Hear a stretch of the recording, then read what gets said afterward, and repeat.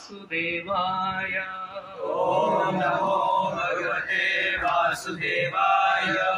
ओम नमो भगवते वासुदेवाय। ओम नमो भगवते वासुदेवाय। ओम नमो भगवते वासुदेवाय। ओम नमो भगवते वासुदेवाय। नारायणं नमस्कृत्यं नारायणं नमस्कृत्यं नरों चैव नरोत्तमं नरं चैव नरोत्तमं देवीं सरस्वतीं व्यासं देवीं सरस्वतीं व्यासं ततो जायामुदीरये। ततो जायामुदीरये। नष्टप्रायेषु भद्रेषु नष्टप्रायेषु भद्रेषु नित्यं भागवत सेवया नित्यं भागवत सेवया भगवती उत्तमश्लोके भगवती उत्तमश्लोके भक्तिर्भवति नैष्ठिकी। भक्तिर्भवति नैष्ठिके। ॐ अज्ञानतिमिरन्धस्य ज्ञानाञ्जनशलाकया चक्षुरुन्मिलितं येन तस्मै श्रीगुरवे नमः। श्रीचैतन्यमनोभीष्टं स्थापितं येन भूतले स्वयं रूपा कला मह्यं ददाति स्वपदान्तिकं। वन्देऽहं श्रीगुरो श्रीयुतापदकमलं श्रीगुरो वैष्णवांश श्रीरूपं साग्रजातं सहगणा रघुनाथान्वितं तं सजीवं साद्वैतं सावधूतं परिजनसहितं कृष्ण चैतन्यदेवं श्रीराधा कृष्णकानां सहगणा ललिता श्रीविशाखान्वितंश्च। हे कृष्णा करुणा सिन्धु दीनबन्धो जगत्पते गोपेश गोपिका कान्त राधा कान्त नमोस्तुते। तप्त काञ्चन गौराङ्गी राधे वृन्दावनेश्वरी वृषभानुसुते देवी प्रणमामि हरिप्रिये। वाञ्छाकल्पतरुभ्यश्च कृपा सिन्धुभ्यैव च पतितानां पावनेभ्यो वैष्णवेभ्यो नमो नमः। जय श्री कृष्ण चैतन्य प्रभु नित्यानंद श्री अद्वैत गदाधर श्रीवासादि गौरभक्तवृंद। हरे कृष्णा कृष्णा कृष्णा हरे हरे हरे राम राम राम हरे हरे।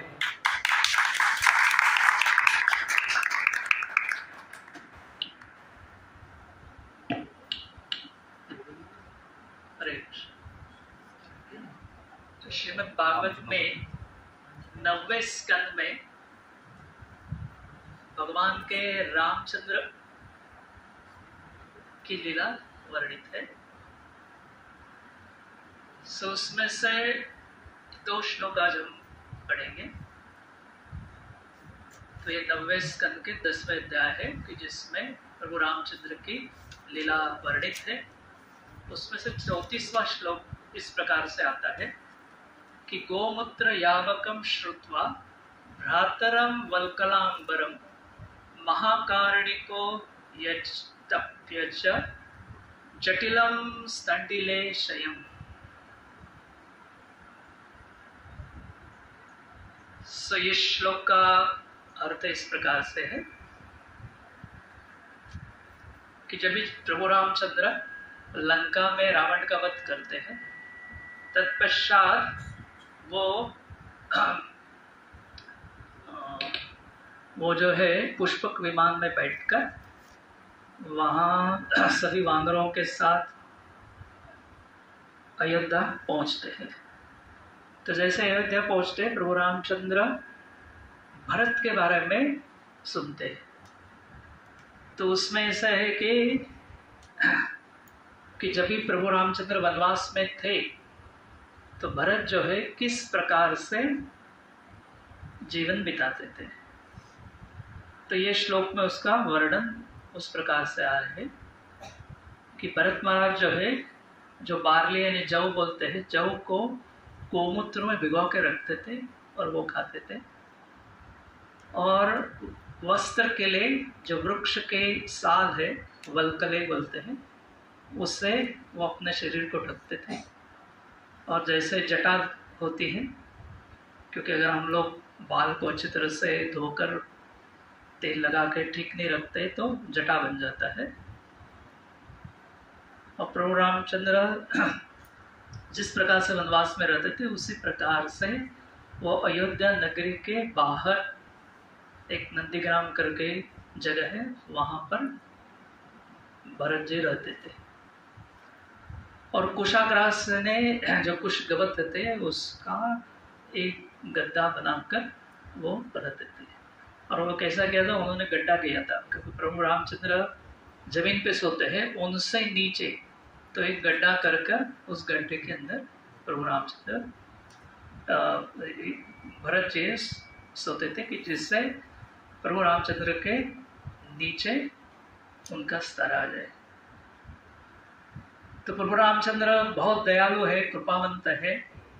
जब भी उन्होंने सुना कि भरत इस प्रकार से तपस्या करके तपस्वी का जीवन जी रहे थे, तो उन्हें बहुत दुख होता है।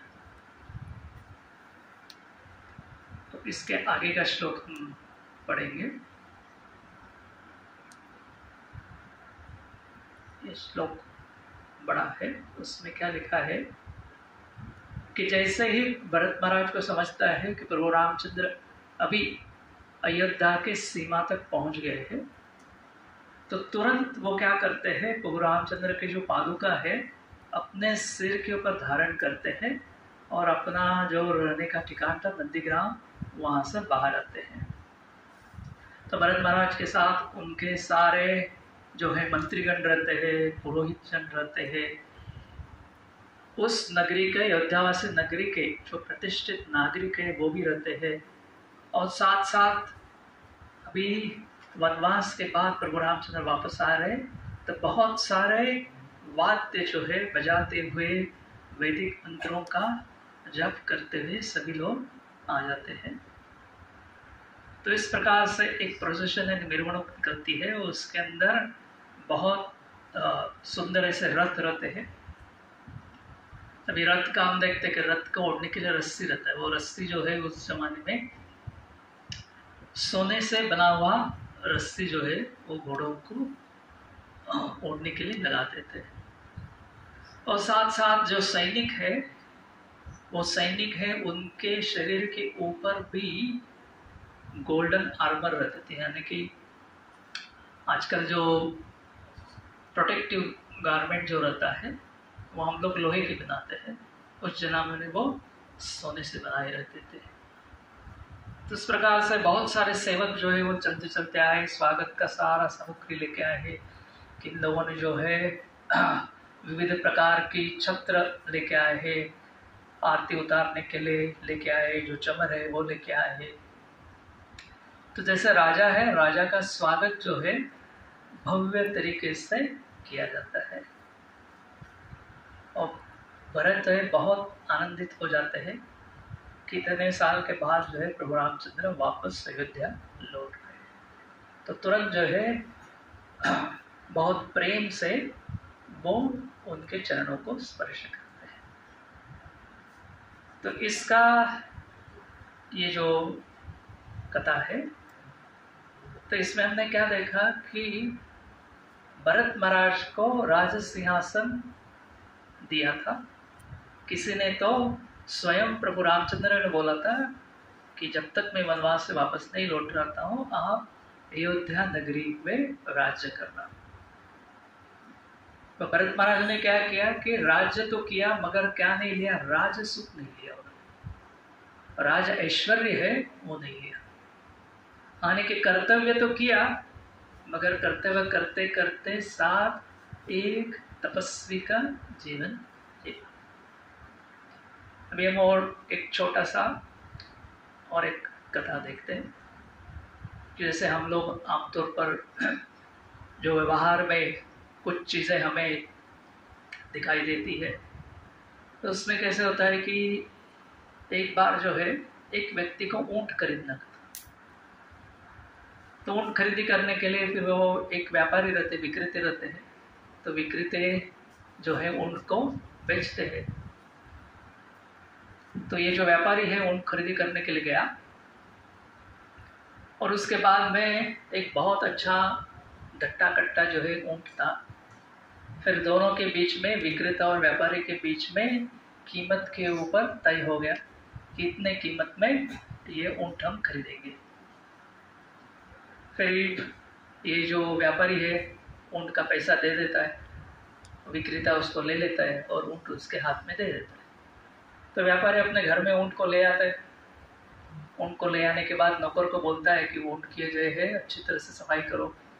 फिर जो बैठने का, जो खोगिर बोलते हैं, बैठने का जो आसन होता है ऊँट के ऊपर, तो नया ऊँट लाया हम लोगों ने, तो उसके ऊपर नया आसन करेंगे, तो पुराना आसन निकालना बोलता है।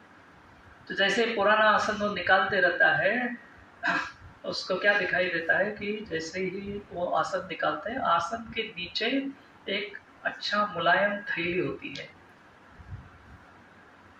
तो फिर वो थैली निकालता है, थैली खोल के देखता है तो उसके अंदर उसको मौल्यवान हीरे दिखाई देते हैं।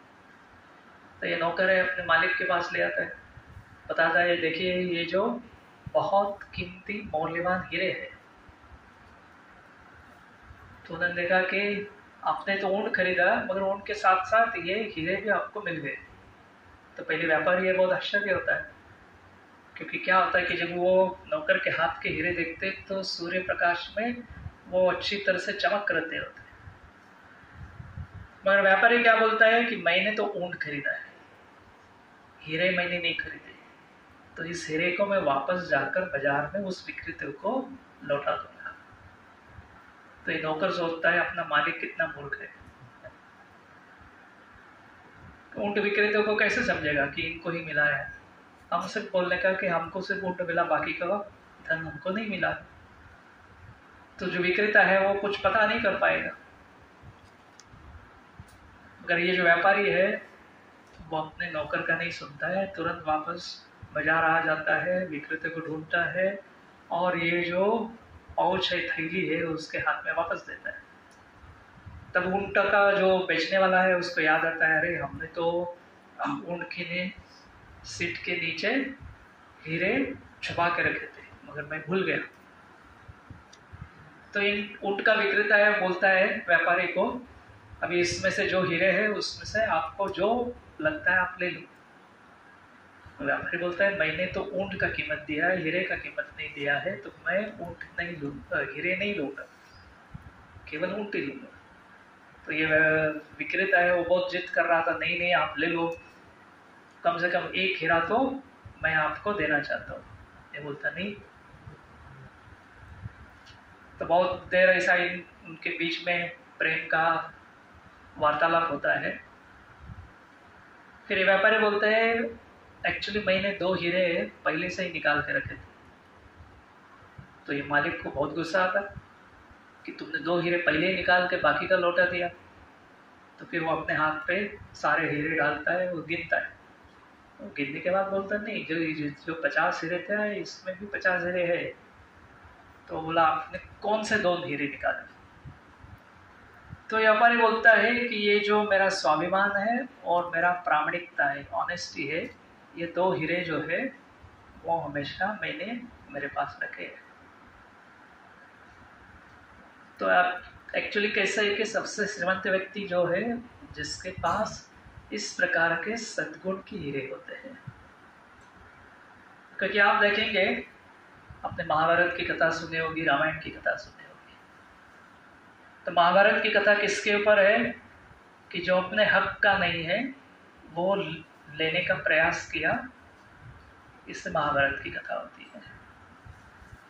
और रामायण की कथा क्या है कि अपने हक का है फिर भी नहीं लेने का, ये होती है रामायण की कथा। तो इससे हमको क्या सीखना है कि श्रील प्रभुपाद जो है वो एक चाणक्य पंडित है। उसने जैसे साधारण लोग समझ सकते हैं ऐसे कुछ श्लोक की रचना की है। तो उसमें से एक श्लोक है कि जो एक व्यक्ति जो विद्वान है, यानी सबसे अच्छा पढ़ा लिखा है, ऐसे व्यक्ति का वर्णन इस श्लोक में उन्होंने किया है। तो श्लोक क्या है तो मातृवत परदारेषु परद्रव्येषु लोष्टवत् आत्मवत् सर्वभूतेषु यह पश्यति स पंडितः। तो उसमें क्या है कि अभी आज के डेट पे हम विद्वान यानी सबसे अच्छा पढ़ा लिखा किसको समझते हैं? किसको समझते हैं? जिसके पास पीएचडी हो, डीएससी डिग्री है, पोस्ट डॉक्टर रिसर्च किया हो, या आईआईटी का है, या उसने एमडी किया हो। अगर ये श्लोक क्या बोलता है कि सच्चा एजुकेशन जो है वो केवल एकेडमिक्स नहीं है मगर कल्चर है। जो मानवीय संस्कृति है वो एकेडमिक्स से ज़्यादा है, और जो व्यक्ति इस संस्कृति में प्रगत है उसको वैदिक काल में विद्वान माना जाता है, न कि केवल पुस्तकी ज्ञान हो। सो ये एक बहुत सिंपल ऐसा फॉर्मूला जो है कि जो एक सुसंस्कृत बिहेवियर कैसा होता है, और इस सुसंस्कृत बिहेवियर से आप इस दुनिया में बहुत अच्छी तरह से दिन बिता सकते हैं। तो संस्कृति के बारे में 3 चीज़ें यहाँ पर बतलाई है। तो सबसे पहले हम देखेंगे कि सबसे पहले क्या बोला उन्होंने, तो मातृवत परदारेषु यानी परस्त्री को माते के समान उसका सम्मान करना। तो आजकल आप देखते हैं कि हम लोग स्त्रियों को इस प्रकार से सम्मान नहीं करते हैं। हम कौन सा भी आज के डेट का इंग्लिश मूवी लो, हिंदी मूवी लो, या मराठी मूवी लो, या अन्य कोई भाषा का मूवी लो, या साउथ इंडियन मूवी लो, उसमें आप क्या देखेंगे? एक व्यक्ति है दूसरे के स्त्री का अपहरण करता है या स्त्रियों का शोषण होता है। ये 2 चीज आपको सारे मूवी में, कोई भी ऐसा मूवी नहीं कि केवल उसमें स्त्री का कैरेक्टर नहीं हो, और होगा तो ये 2 चीजें दिखाई देगी। एक है इलिसिट सेक्स और उनका एक्सप्लॉइटेशन। तो ये रही आज के कलयुग की संस्कृति। दूसरा होता है संपत्ति के बारे में बतलाया है। तो क्या पता है कि दूसरे का जो धन है वो हमें एक पत्थर के समान समझना चाहिए। मतलब क्या होना चाहिए कि उसके दूसरे के धन के प्रति अनासक्ति होनी चाहिए। तो जैसे ही आप देखेंगे दुनिया में सभी मूवीज में यही इंप्रेशन होता है कि किस प्रकार से दूसरे की संपत्ति को हम हड़प कर ले, ग्रैब कर ले, या किसी प्रकार से रिश्वत लेकर हम लोग जीना सीखते हैं। और तीसरा क्या है? तीसरा किसके बारे में बताया गया है कि जिस प्रकार से अगर हमको कोई वेदना करता है, सपोज अपना हाथ कट गया तो अपने को बहुत दुखता है, जितनी गहरी चोट होगी उतना पेन भी बहुत होता है। तो उसी प्रकार से अगर मेरे शरीर को वेदना होती है तो मैं अन्य किसी शरीर को वेदना नहीं दूंगा, यानी किसी अन्य जीव की हत्या नहीं करूंगा।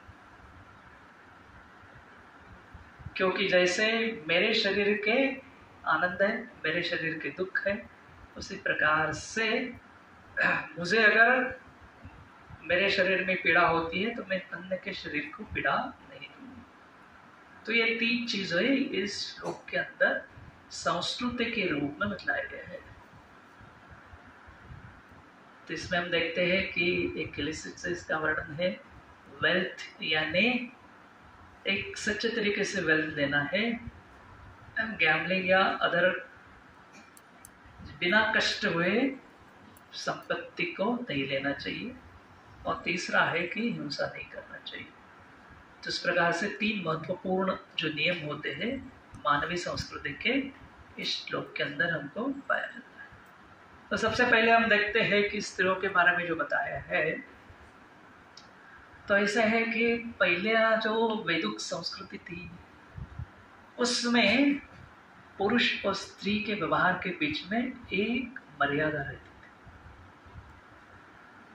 और उस मर्यादा से क्या होता था कि एक समाज है बहुत अच्छी तरह से चल सकता था, नारी का बहुत अच्छा सम्मान उस समय होता था। हालांकि लोगों को आजकल लगता है कि हमने नारी को स्वतंत्रता दी है, उससे वो मन चाहे जैसे कर सकती है, मगर वैसे क्या है कि जितना स्वतंत्रता मिल गई है उतना ही उनका शोषण ही ज़्यादा हुआ है। और पहले जो है ये मर्यादा के कारण वो बहुत सुरक्षित रहती थी और बहुत सम्माननीय तरीके से रहती थी। इसलिए शास्त्र के नियम है, आप कौन से भी पुराण लो, महाभारत लो, रामायण लो, उसमें इस व्यवहार के बारे में वर्णन है। सो ऐसे अलग अलग आश्रम होते, वर्ण होते, सभी शास्त्र में सब आश्रम के बारे में, वर्णों के बारे में बतलाया गया है। स्त्री का कर्तव्य क्या होता है, पुरुष का कर्तव्य क्या होता है, पिता का कर्तव्य क्या होता है, पुत्र का कर्तव्य क्या होता है, सभी के बारे में बताया है। गुरु का कर्तव्य क्या होगा, शिष्य का कर्तव्य क्या होगा, ये सभी शास्त्रों में बहुत अच्छी तरह से हमको बताया गया है। तो भक्ति सिद्धांत सरस्वती ठाकुर है, वो हमारे परंपरा के एक महान आचार्य थे। तो उन्होंने भी यही बतलाया था कि जब केवल इंद्रिय तृप्ति के हेतु से जब हम एक दूसरों के साथ मिलते हैं, उससे हमारा पतन ही होता है। तो कई बार लोगों को क्या लगता है कि ये सारे नियम है, ये जो मंदिर में संत लोग रहते हैं, ब्रह्मचारी लोग रहते हैं, उनके लिए लागू होते हैं, हमारे लिए लागू नहीं होते हैं। मगर ऐसा नहीं है, ये समाज के सभी लोगों को लागू होता है। जितना मर्यादा होगा उतना अच्छा होता है। कभी आप देखिए कि ये जो कुरुक्षेत्र का जो भयंकर युद्ध हुआ, यानी महायुद्ध हुआ था कौरव पांडवों के बीच में, तो उसका एक मुख्य कारण क्या था कि कौरव सभा में द्रौपदी की विटंबना हुई थी। तो ये केवल महाभारत का युद्ध नहीं, और अन्य बहुत सारे युद्ध है इतिहास में जो स्त्रियों के ऊपर हो गए थे। तो इस प्रकार से हम देखते हैं कि अनैतिक व्यवहार जो है वो लोगों को लगता है कि आज के दिन में अनैतिक व्यवहार को वो एक प्रगति के रूप में स्वीकारते हैं। कि सभी को लगता है कि अभी हम विज्ञान के युग में है, अब सभी को जो है स्वतंत्रता है और मन चाहे जैसा हम व्यवहार कर सकते हैं, शास्त्रों के किसी भी नियमों का हम पालन नहीं करते। तो एक अभिमान आज के समाज के लोगों में होता है। मगर क्या है कि इससे न तो समाज की प्रगति होती है, न तो किसी व्यक्ति की इसमें प्रगति है।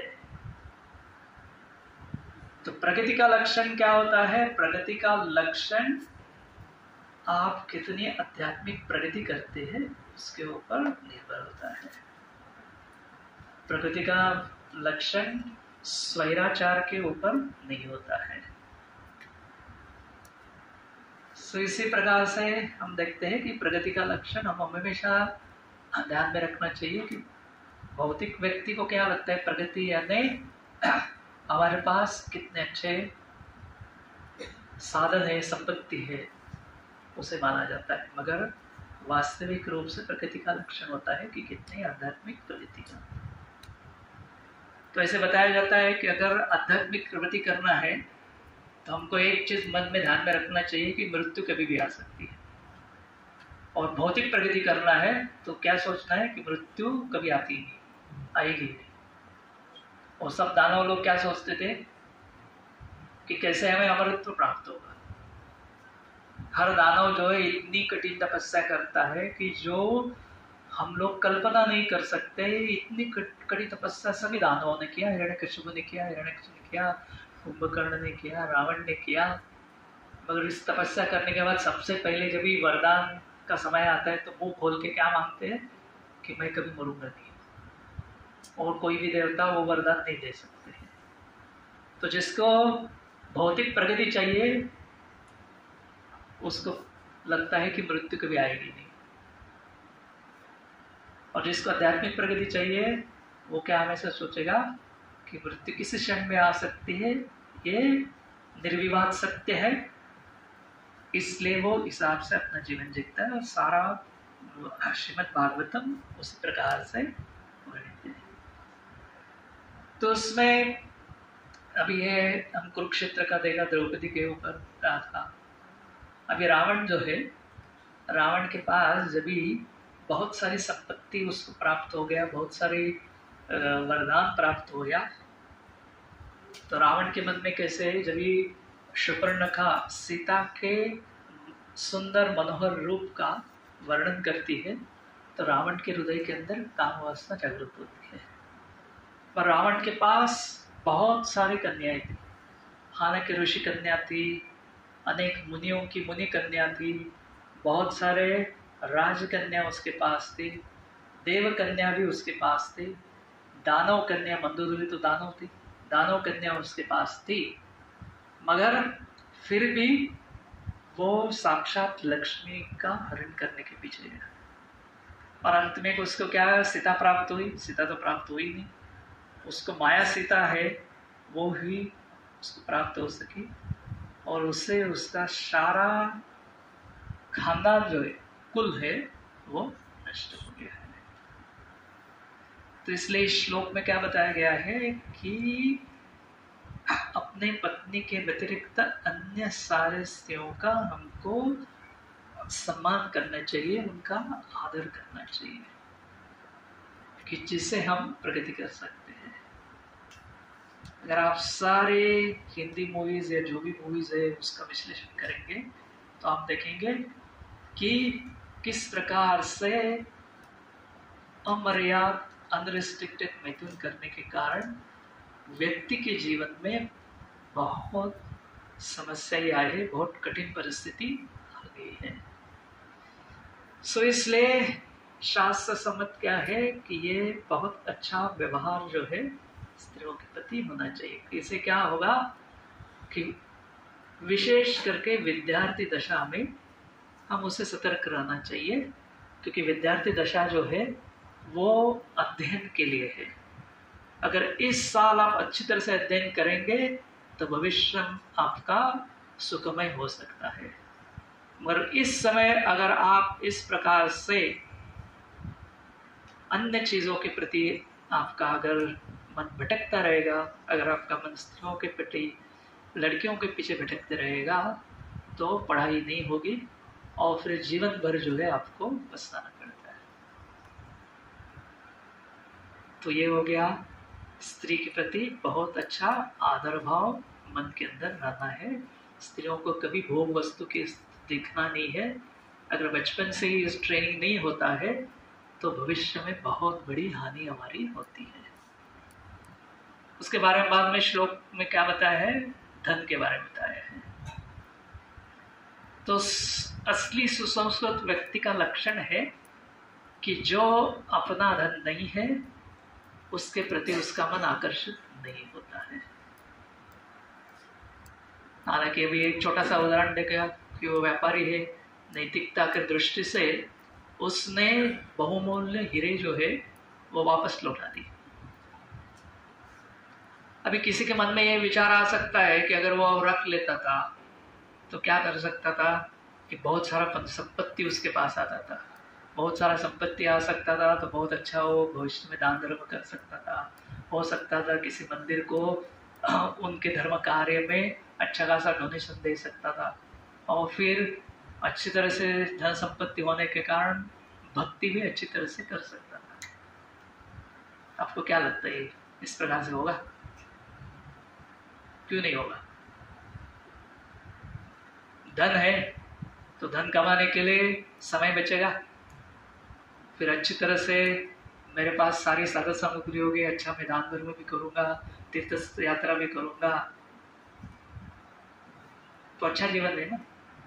उसमें क्या, फिर उसने चोरी तो नहीं की, सीधा उसके घर तक लक्ष्मी चल के आई, तो अपने घर तक लक्ष्मी आए, उसने उसको नकारा, तो अच्छा किया कि बुरा किया? क्या है? आप लोग क्या करेंगे? रास्ते पे आपको अच्छा भरा हुआ पॉकेट मिलता है, अभी 2000 तो लोग चले गए, 500 के से बंडल के बंडल मिले, तो आप क्या करेंगे? वो किसी और की परिश्रम की मेहनत थी, हाँ? वो किसी और की परिश्रम की मेहनत थी, तो हम लोग उसको एक्सेप्ट नहीं कर सकते, उसको लौटाना चाहिए। वापस लौटाना चाहिए, ठीक है। और किसी का और अन्य कोई मत है?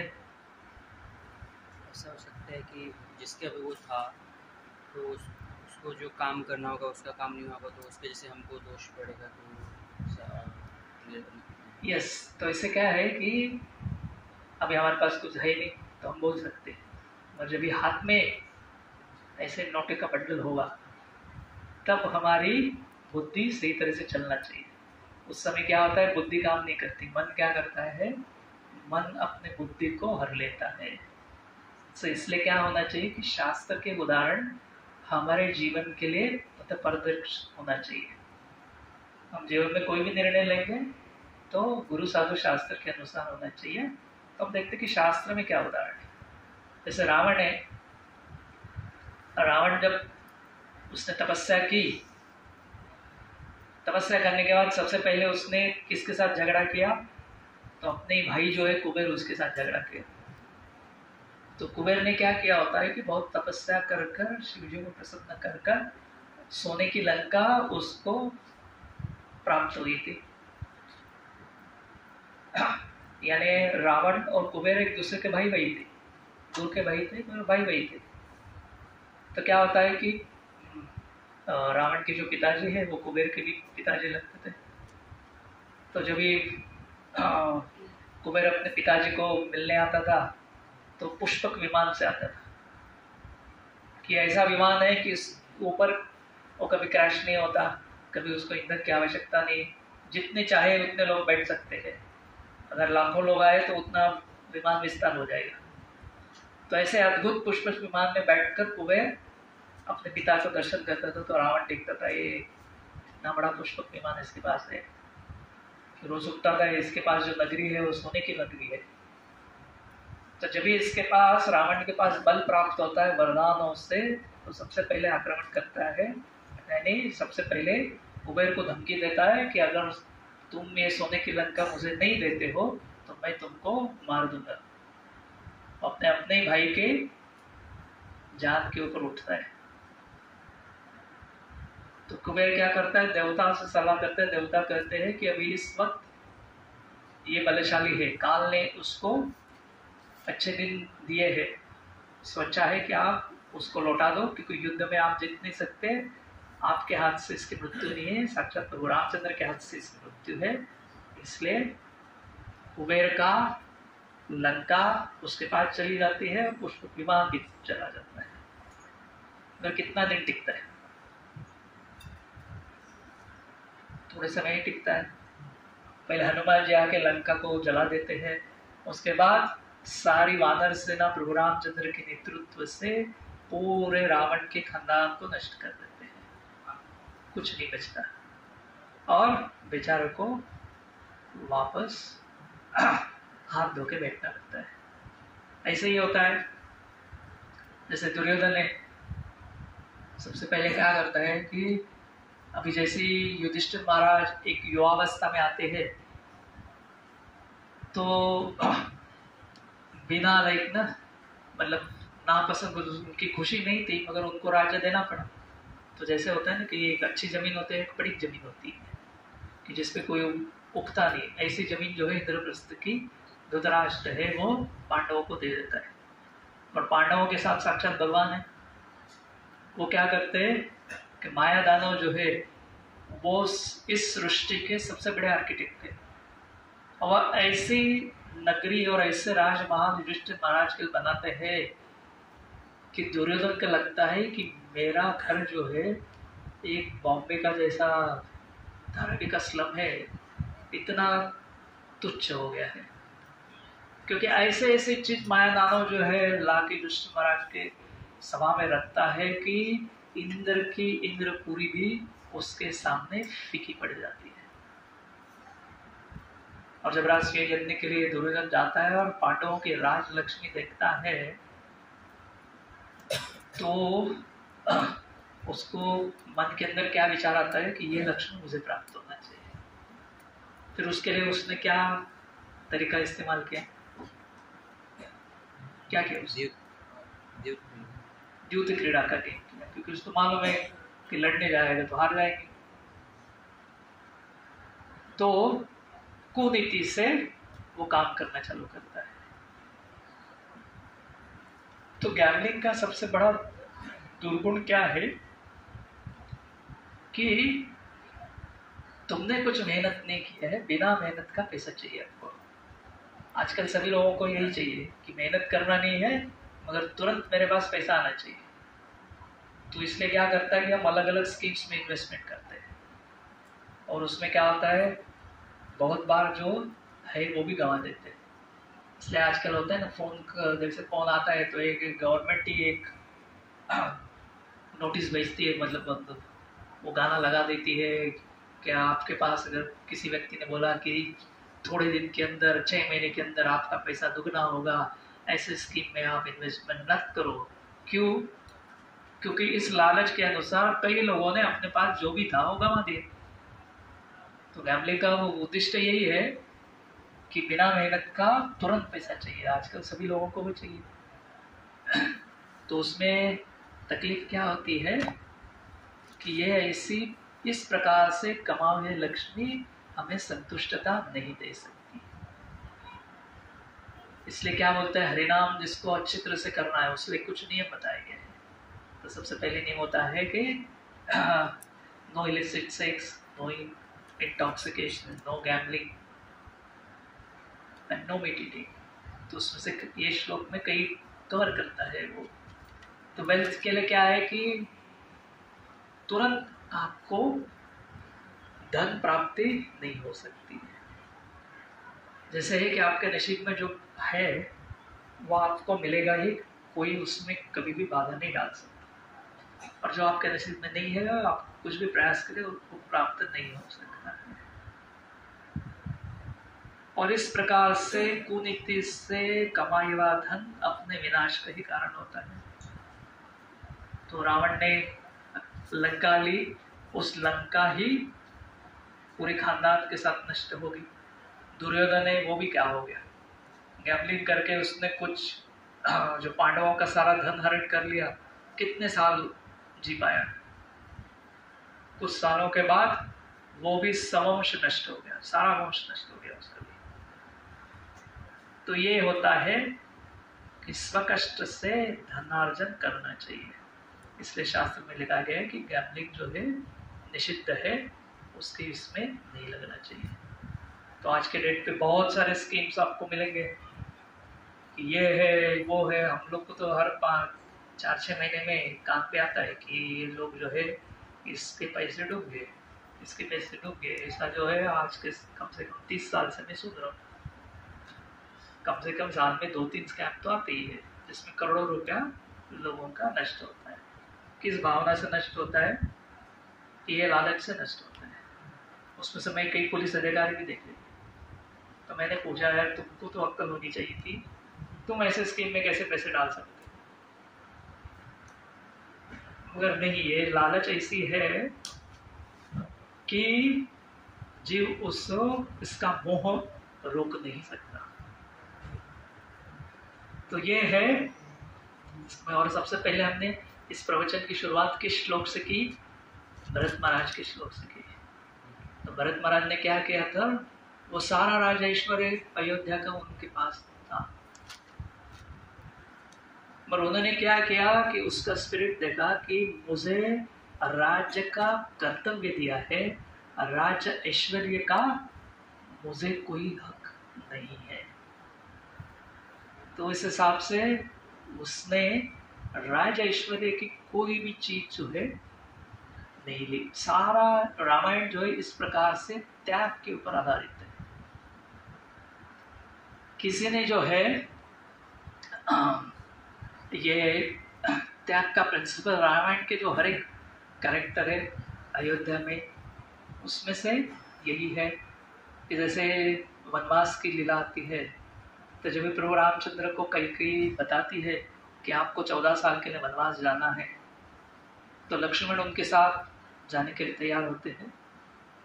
हालांकि सीता भी तैयार होते हैं, सीता के साथ बहुत समय जो है प्रभु रामचंद्र वाद विवाद करते हैं, अंत में उसको परमिशन देते हैं। लक्ष्मण के साथ ज़्यादा वाद विवाद नहीं करते, उनको मालूम है कि ये साथ में आएगा ही, क्योंकि बचपन से ही साथ में आया था। तो जैसे लक्ष्मण को राम की परवानगी प्राप्त होती है कि वनवास में जाए, तो वो आज्ञा लेने के लिए पहले माता की आज्ञा होना चाहिए। तो फिर वो अपनी माता है सुमित्रा के पास आता है, तो सुमित्रा जो है तुरंत उसको कहती है कि आप जो है बहुत सतर्कता से प्रभु रामचंद्र की सेवा करना। अभी प्रभु रामचंद्र का ऐसा था नहीं, रूप इतना मोहक था, इतना सुंदर था कि अगर कोई व्यक्ति प्रभु रामचंद्र का रूप देखता था ना, तो एक टक वही रूप ही देखता। तो सुमित्रा लक्ष्मण को क्या बताती है कि प्रभु रामचंद्र के सुंदरता का आस्वादन मत करो, उनकी सेवा करो, नहीं तो आप उनका सुंदर मुख ही देखते बैठ जाओगे, इतना मोहक है। आप उनकी सेवा करो। तो कैसी सेवा की? दिन भर सेवा की, रात में भी सेवा की। तत्पश्चात जो है लक्ष्मण है, उनको लगा अभी अपनी पत्नी है उर्मिला, उसका भी परमिशन लेना पड़ेगा। तो अभी वो आ गए उर्मिला के महल में, और रास्ते में सोच रहे थे कि अभी इसको कैसे समझाऊं। माँ ने तो परमिशन दी है, ज्येष्ठ भ्रातरा है उसने परमिशन दी है, अभी इनसे कैसे परमिशन दो। तो जैसे ही वो उर्मिला के राजमहल में प्रवेश करता है, तो देखता है तो उर्मिला हाथ में आरती की थाली लेकर खड़ी रहती है, और आते ही वो पहले ही बोल देती कि आप मेरी चिंता छोड़ दो, आप प्रभु रामचंद्र की सेवा में वन में चले जाओ, मैं आपको नहीं रोकूं। यानी कि क्या होता है कि लक्ष्मण को बोलना भी नहीं पड़ता है कि मुझे जाना है और मुझे आप परमिशन दो, पहले ही बोल देते कि आप चले जाओ। तो बिना संकोच जो है लक्ष्मण इसी प्रकार से चले जाते हैं। और उसके बाद में लक्ष्मण जो है प्रभु रामचंद्र सीता माता की सेवा में जो है कभी सोते नहीं, और वही सेवा करते रहते हैं। यहाँ पर कैसे होता है कि ये जो उदाहरण है भरत महाराज का हमने देखा, तो वैसे शत्रुघ्न का भी था। तो राम लक्ष्मण वन में है, भरत जो है अयोध्या नगरी के बाहर रहते थे। तो शत्रुघ्न भी कभी भी किसी भी राजवैश्वर्य नहीं लिया, वो भी बहुत साधकता से जो है वो अयोध्या नगरी में रहते हैं। फिर रामायण में ऐसा एक प्रसंग आता है कि जिस समय जो शक्ति अस्त्र जो है वो लक्ष्मण को लग जाता है, घायल होते हैं, और हनुमान जी है हिमालय के यहाँ आता है, और जैसे ही वो पर्वत लेकर अयोध्या के रास्ते से वापस लंका लौट रहे थे, तभी भरत देखता है कि कोई वानर जा रहा है, उसके हाथ में कुछ बड़ा पर्वत है। तो फिर भरत जो है तीर मारकर हनुमान जी को घायल करते हैं, और हनुमान जी पर्वत के साथ जो है अयोध्या नगरी के पास में गिर जाते हैं। मगर उस समय वो देखते हैं कि ये जो व्यक्ति है वानर है, प्रभु रामचंद्र का जप करता है। तो भरत को समझता है कि ये सच में है राम का दूत होगा। फिर जब उसके पास जाते हैं तो हनुमान जी है सारा वृत्तांत तो उनको बताते हैं कि रावण ने सीता को हर लेके गया है, और अभी बड़ा युद्ध छिड़ गया है, और इस युद्ध में लक्ष्मण जो घायल हो गए हैं, मूर्छित हो गया है। तो उस समय कौशल्या माता जो है वो सुनती रहती है कि लक्ष्मण घायल हो गया है। तो कौशल्या जो है वो हनुमान जी को बोलती है कि राम को एक मैसेज देना कि लक्ष्मण के बिना आप वापस अयोध्या नगरी लौट नहीं सकते, आना है तो दोनों को साथ में आना पड़ेगा, अकेला जो है आप लौट के नहीं आ सकते। तो उसके बाद देखता है कि उसमें जो है लक्ष्मण की माता जो है सुमित्रा वो भी सुनती रहती है, तो सुमित्रा कहते हैं ठीक है, लक्ष्मण घायल हो गया, मेरे दूसरा बेटा है शत्रुघ्न है, उसको भी आप लेके जाओ, और वो प्रभु रामचंद्र की सेवा में चले जाएगा। तो इसके बाद ये अभी हनुमान जी बोलते हैं कि ये एक ऐसा परिवार है कि इसमें जो है खुद की इंद्रिय तृप्ति की किसी को भी इच्छा नहीं है, खुद की सुख की इच्छा नहीं है, केवल दूसरे की सुख की इच्छा इन लोगों के मन के अंदर है।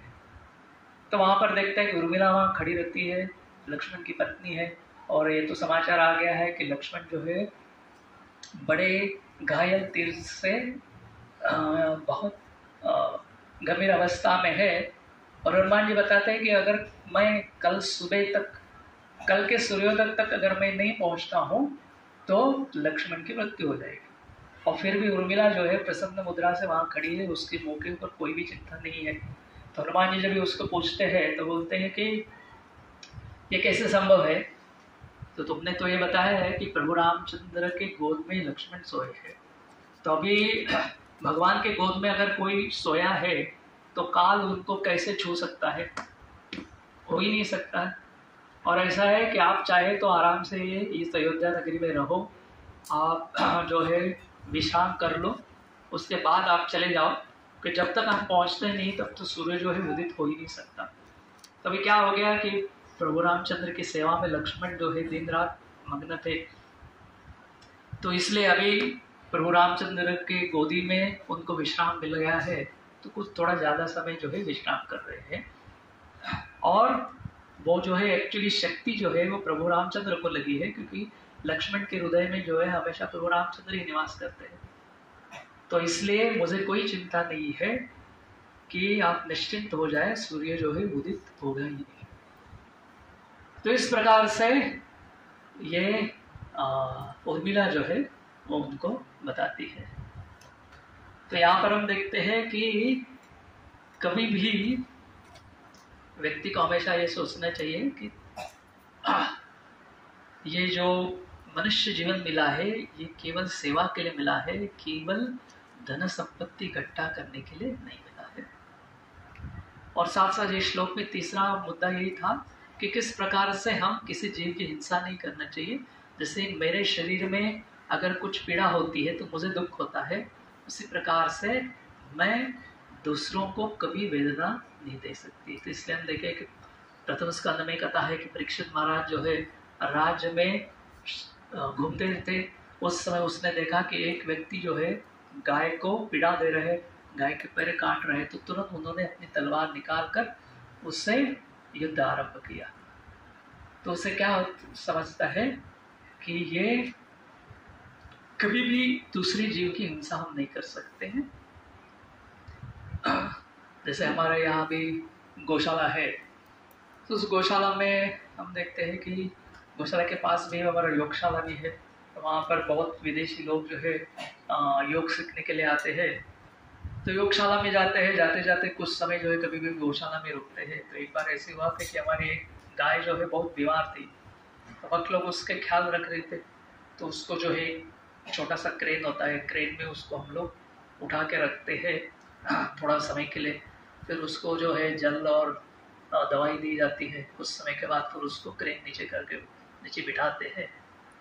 तो वहाँ पर हमने देखा कि रोज ये दृश्य है, कई योगा करने वाले विदेशी भक्त जो है वो देख रहे थे, विदेशी लोग जो होते देख रहे थे।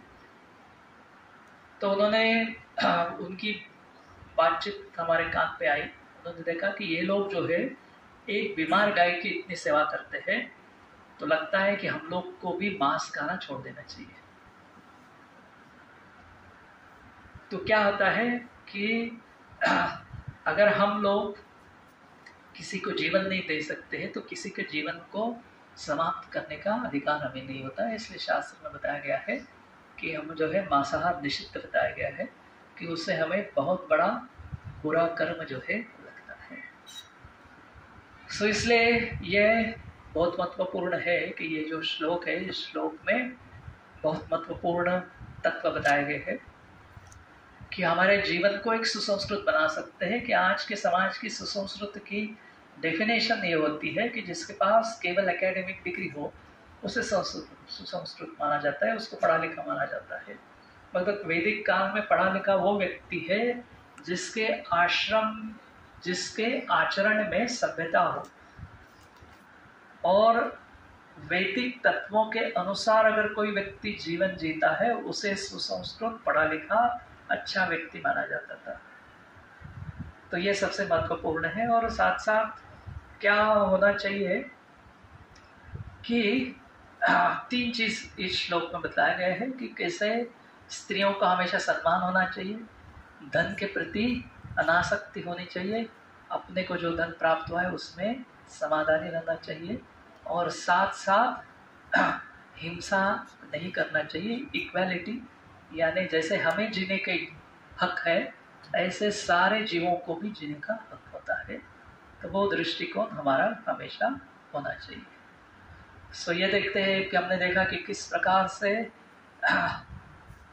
वैदिक संस्कृति में जैसे शिवाजी महाराज है उनके अनेक गुण थे, मगर उसमें से एक गुण विशेष करके बतलाया जाता है कि वो हमेशा परस्त्री का सम्मान करते थे। हालांकि बाकी के राजा लोग क्या करते थे, जब युद्ध में जीत जाते थे तो सबसे पहले उस व्यक्ति का सारा धन भी लौटते थे और सारा स्त्री धन है वो भी लौटते थे। मगर शिवाजी महाराज जो है उन्होंने अपने सारे सैनिकों को कठोर आज्ञा दी थी। अगर इस आज्ञा का उल्लंघन होता था तो उसके हाथ पैर तोड़ने की भी सजा हो देती थी। तो ये हमारी सभ्यता है कि जिससे वैदिक संस्कृति में हीरो किसको माना गया है कि जिसने स्त्रियों के प्रति आदर सम्मान प्रदान किया है, उसे वैदिक संस्कृति में हीरो माना जाता है। और हमने देखा कि जिसने सम्मान नहीं किया है उस व्यक्ति का अधःपतन हुआ है। उसका ही नहीं हुआ है, उसके सारे परिवार का और खानदान का भी अधःपतन हुआ है। तो इसलिए एक साधक या एक विद्यार्थी के नाते हमें इस प्रकार से एक आदर और संरक्षण इस भावना से स्त्रियों के प्रति देखना होता है। और साथ साथ जैसे हमको ये पता होना चाहिए कि जैसे हम लोग समाज में रहते हैं तो क्या एक क्रॉसिंग बाउंड्री है, इसके आगे जो है हम अपोजिट सेक्स से उसके साथ फ्री मिक्सिंग कभी भी नहीं कर सकते हैं। और हम देख रहे हैं कि किस प्रकार से तीव्र लोभ से रावण दुर्योधन ने इनका अधःपतन हुआ था। तो हम देखते हैं कि समाज में इस प्रकार से बहुत सारे क्राइम होते हैं, करप्शन होते हैं, वार होते हैं, क्योंकि हम डिसऑनेस्ट वे से धन प्राप्ति करने का प्रयास करते हैं। सो इसमें क्या है कि कल्चर लाइफ का मतलब ये होता है कि जहाँ पर कोई मकसद नहीं है, कहाँ पर हम लोग जो है दूसरे के धन की चोरी नहीं करते हैं और अनावश्यक लग्जरी में हम लोग नहीं रहते हैं। क्योंकि कैसा है कि जीवन जो है सादगी से सादा, इसमें भी समाधान से आप अच्छी तरह से रह सकते हैं। जितना ज़्यादा धन हो उतना ज़्यादा एंजाइटी भी रहती है उसको प्रोटेक्ट करने के। तो ये सबसे महत्व है। तो हम देखते हैं कि हर जीव के अंदर परमात्मा है, आत्मा है। तो अगर हम लोग इतर जीव के प्रति हिंसा करते हैं तो हम भी हिंसा से नष्ट हो जाते हैं। तो इस कारण किलिंग करने के कारण इस विश्व में आप देखते हैं कि बहुत सारे युद्ध होते हैं। आप इतिहास में देखो, हर साल दुनिया में किसी न किसी कोने में बड़ा युद्ध चलता ही रहता है और उससे भारी विनाश होता है।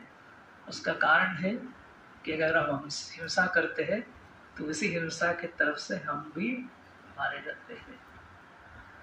सो ये बहुत महत्वपूर्ण है कि हम चीज़ों के ऊपर ध्यान रखें। तो सबसे महत्व कैसा है कि वुमन रिस्पेक्ट, धन, अनासक्ति, डिटैचमेंट और जीवन है तो सभी को इक्वली जीवन रहने का आवश्यकता है। तो इस प्रकार से हम लोग एक सुसंस्कृत जो है जीवन बिताने का प्रयास करना चाहिए।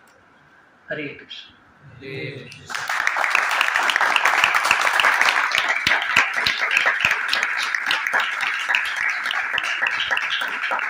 किसी का कोई प्रश्न है?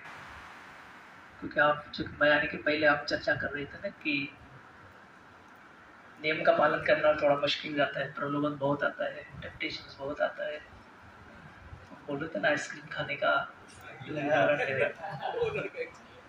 तो ये क्या है कि प्रलोभन जो है जीवन में आते रहेगा, अगर इस प्रकार से हमेशा सत्संग करने से हमें बल प्राप्त होगा कि जिससे हम प्रलोभन के वश में नहीं आ सकते। यस, डाउट था हाँ जब राम जी 12-13 साल के थे, हाँ जब राम जी 12-13 साल के थे हाँ, तो क्या उन्होंने पहले से कई माता जी को बोल के रखा था कि आप मुझे 14 साल के भगवान मिल देना? नहीं, ये कहाँ पर पढ़ा आपने? सुना नहीं। वाल्मीकि रामायण में तो ऐसा कुछ वर्णन नहीं। इस तरीके से जो युग का आपस में होता है, द्वापर युग में कृष्णा जी को 14 साल बनवास, मतलब उनकी जो माता पिता जी कृष्णा जी को 14 साल जेल में थी। तो जब उन्होंने कृष्णा जी को पूछा था कि आप 14 साल जेल, आपने को 14 साल जेल में क्यों रखा, कृष्णा जी ने कहा था कि आपने मुझे पिछले युग में 14 साल बनवास नहीं दिया था, जो उससे कम नहीं, ये जो है ये कुछ मनगढ़ंत बात है, क्योंकि आज तक हमने जितने शास्त्र पढ़े हैं उसमें ये नहीं है, इसमें इस प्रकार का कोई वर्णन नहीं है। क्योंकि भगवान जो है उनसे जो है इस प्रकार का कर्म का नियम कोई भी लागू नहीं होता है। तो आजकल कैसे है कि बहुत सारे कथावाचक है और अपने मनोविलास से इस प्रकार से अलग अलग कुछ बातें बनाते हैं। तो कोई भी चीज है, गुरु साधु शास्त्र, तीन चीज। क्या समझा? गुरु जो अधिक गुरु शिष्य परंपरा में आता है, शास्त्र में भी उसका उल्लेख होना चाहिए, और महान आचार्य संतगण भी उसको कंफर्मेशन देना चाहिए। ये तीन चीज है तो उसका स्वीकार कर सकते हैं, नहीं तो नहीं कर सकते। yes. तो जी आपने रामायण और महाभारत के एक एग्जाम्पल का जिक्र किया। जैसे महाभारत में आपने बोला कि वो जो ग्रंथ है उसमें अपने हक के लिए लड़ना बताया, मेन टॉपिक है। तो महाभारत में क्या बताया है? महाभारत का युद्ध इसलिए हुआ कि जो अपने हक का नहीं, उसको उन्होंने गैर तरह से के छीन लिया, इससे महाभारत का युद्ध हुआ। ऐसा है उसका। रामायण में सेक्रीफाइस, रावण में सेक्रीफाइस है कि जो उनको प्राप्त हुआ है फिर भी उन्होंने उसका राज ऐश्वर्य का भोग नहीं किया। जैसे हम लोग हैं तो हम लोग के लिए दोनों ही इंस्पिरेशन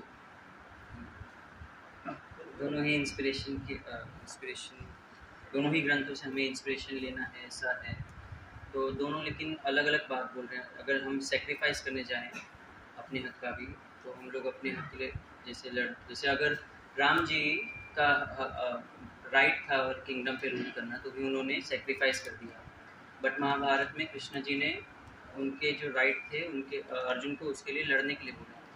तो राम जी ने अपने राइट के लिए क्यों नहीं, राम जी अपने राइट के लिए क्यों नहीं लड़े, क्यों मान गए वन में जाने के लिए? कैसे ऐसा है कि राम जी जो है उन्होंने अपने पिता के वचन का आदर सम्मान किया। तो कैसे होता है कि हर एक काल में जैसे स्थिति होती है उस हिसाब से भगवान जो है व्यवहार करते हैं। तो प्रभु रामचंद्र को क्या आदर्श प्रस्थापित करना था कि अपने पिता के आज्ञा का पालन करना चाहिए। तो वो धर्म यानी वो लेसन्स प्रदान करने के लिए उन्होंने उस प्रकार का आचरण किया। बाद में आप जो बात कर रहे हैं महाभारत की, जिसमें अर्जुन को युद्ध करने के लिए बुला, तो उसके पहले अगर आप महाभारत पढ़ेंगे तो पहले सारे प्रयास भगवान कृष्ण ने पूरे किए थे। भगवान स्वयं शांति दूत बनकर गए थे, हालांकि भगवान भी असफल हुए उसमें। तभी भगवान ने बताया कि अभी इस वक्त पे दुर्योधन जैसे अनाचारी अधर्मी व्यक्ति को राज्य करना लोगों के हित के लिए नहीं है, इसलिए आप युद्ध करो। तो इसका हम कैसे समझे? तभी कैसे है कि जीवन में हमको हमेशा कोई मार्गदर्शक होना चाहिए जो हमको बता सकते हैं। तो इसलिए क्या होता है कि गुरु क्या है? गुरु भगवान की इच्छा जानता है, गुरु को शास्त्र पता होता है, अधिक परंपरा में आता है, वो हमें मार्गदर्शन कर सकता है कि हमको क्या करना चाहिए। नहीं तो क्या होता है, अपने मन से अलग अलग लोग अलग अलग निर्णय ले सकते हैं, वो सही होगा ही ऐसा बोल नहीं सकते। तो उसमें एक होता है कि हमें इतनी शुद्धता होनी चाहिए कि कभी हम परमात्मा का आवाज़ सुन सकें, या परमात्मा का ही जो रूप है वो गुरु के रूप में हमको मिलता है। तो गुरु जो है हमको बताते हैं कि किस स्थिति में क्या करना चाहिए। तो इसलिए हमेशा वरिष्ठ वैष्णव के मार्गदर्शन से चलना चाहिए, वो हमको बताते हैं। यस, नहीं जाए। जैसा कि आपने बताया प्रभु जी, स्त्री के पीछे हमें नहीं जाना चाहिए। हाँ, स्त्री के पीछे स्टूडेंट लोग को, स्टूडेंट स्त्री हमारे पीछे है तो फिर उसमें बाद में हमको ये होएगा, मतलब कि एक ही बात हो गई ना कि दोनों मतलब ताली दोनों साइड से लगती है ना, हाँ। एक साइड से नहीं हो सकती। यस देखो कि आपका समय किस में जा रहा है, भले आप किसी को पीछे भाग रहे हैं और कोई आपके पीछे भाग रहे हैं, बात तो एक ही होगी ना, समय तो आपका ही बर्बाद हो रहा है। तभी इस समय आपका मुख्य लक्ष्य विद्या अर्जन करना है, विद्या लेना है। क्योंकि अभी 10वीं की परीक्षा जिंदगी में एक ही बार आएगी ना, 12वीं के तो एक ही बार आएगी, ग्रेजुएशन एक ही बार करेंगे। तो ये समय जो है आपको विद्यार्थी नाते अध्ययन के लिए दिए गए। और बाद में 25 साल बाद होने के बाद तो गृहस्थाश्रम है। उस समय अगर आपके पास अच्छी विद्या हो, आपके पास अच्छी नौकरी हो या अच्छा व्यवसाय हो, तो आपको स्त्री मिलना बहुत आसान हो जाएगा। अभी आप इस समय जो वक्त है विद्यार्थी का अध्ययन करने का, उस समय आप आगे के आश्रम, आगे के समय का काम कर रहे हैं। और न तो तुम्हारे पास विद्या रहेगी, न तो अच्छी नौकरी रहेगी, न तो व्यवसाय रहेगा, तो ऐसे व्यक्ति को कौन नौकरी करने देगा? तो इसलिए इस समय आपका सारा ध्यान जो है अध्ययन में होना चाहिए। इसलिए तो सारे बताए गए आश्रम बताए हैं कि ब्रह्मचर्य आश्रम विद्यार्जन के लिए, गृहस्थाश्रम है, तत्पश्चात वानप्रस्थ संन्यास जो है आज के दिन में बहुत गिने चुने लोग करते हैं, मगर है। इस वक्त समय जो है आप जितना समय अध्ययन में डालोगे उतना ही अच्छा होगा। और फिर आपके भाग्य में जो जिस कन्या के साथ विवाह है लिखा है वही होगा। आप भले कितना भी रावण जैसे प्रयास करेंगे, आपको कोई सफलता उसमें प्राप्त नहीं होने वाली। तो इस समय जो है अच्छी आदतें जो है विद्यार्थी दशा में लगाते हैं। इस समय जितने आप अच्छी तपस्या करोगे, जितना अच्छा आपको आदत लगेगी, वो आपको जीवन भर में काम में आएगी। इस समय आप गलत रास्ते पे चलेंगे तो बाद में बहुत मुश्किल होता है सही रास्ते